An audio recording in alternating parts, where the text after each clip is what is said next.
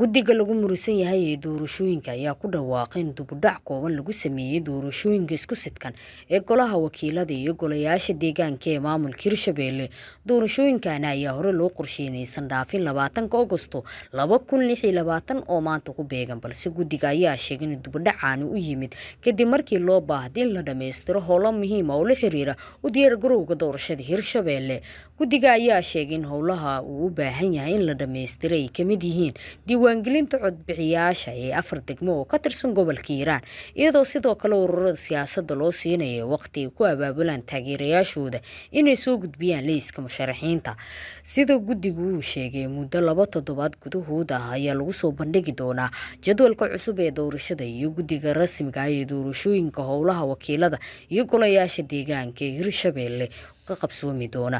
Dib-u-dhacaani ayaa kusoo beegmaya xilli guddiga doorashooyinka Hirshabelle uu wajahaya muran siyaasadeed, iyadoo dhinacyo kala duwan ay hore su'aalo ugu keeneen habka loo maamulayo geedi socodka doorashada Hirshabelle.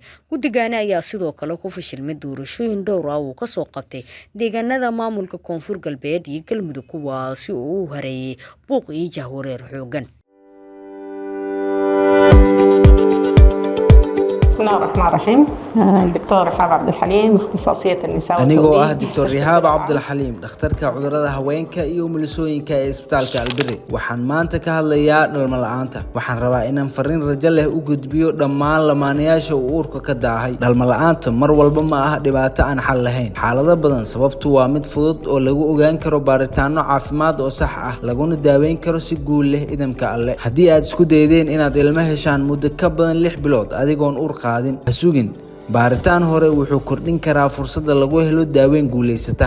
Isbitaalka Albirri waxaan idinkugu haynaa baaritaano casri ah, qiimeyn dhameystiran oo labada lamaane ah, iyo qorshe daaweyn oo ku habboon xaaladiina, dhammaan iyadoo ay idin daryeelayaan dhakhaatiir khibrad leh. Maanta qaad talaabada ugu horeysa ee riyadaada waalid.